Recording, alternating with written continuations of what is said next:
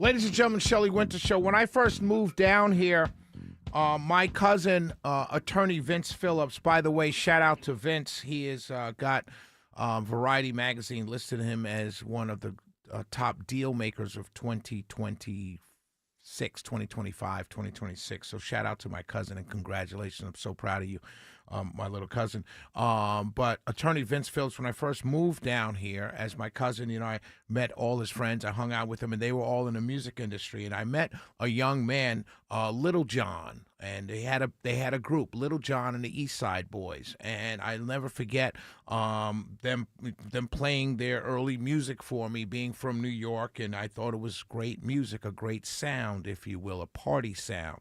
And Lil Jon has gotten very big, as you know. He DJs all around the country. He's in commercials and just a really big personality. But as I can tell you, he is the nicest, most humble guy you'll ever meet. I mean, he is the nicest, coolest guy ever. His son, Slade, he's 27 years old. He's 5'9" and weighs about 150 pounds. He went missing yesterday. So please, if you're listening to me right now, please pray for Lil Jon and his family, and hope his son is found safe and sound. They're concerned for his safety, and they're seeking prayers for his return. So please, my friends, if you're listening to me right now, just say a quick prayer for Slade, who is the son of Lil Jon, the artist, and please let this young man return home safely. That's our prayer, Lord. That is our prayer, that he returns home safely.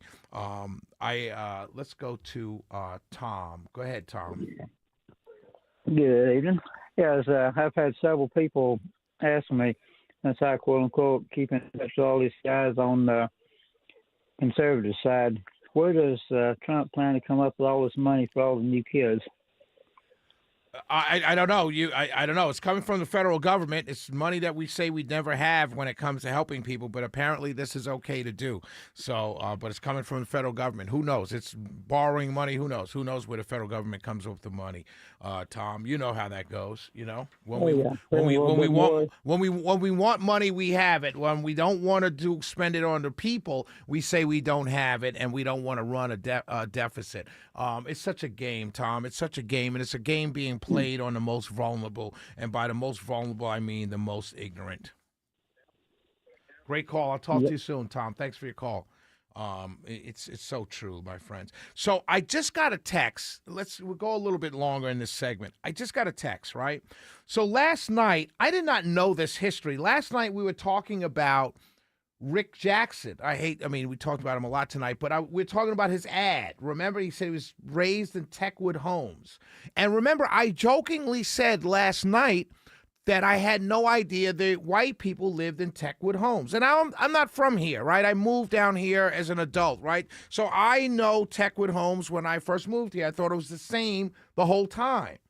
Apparently, let me read to you, Techwood Homes.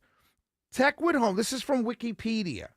Techwood Homes was an early public housing project in Atlanta, Georgia, in the United States, opened just before the first houses.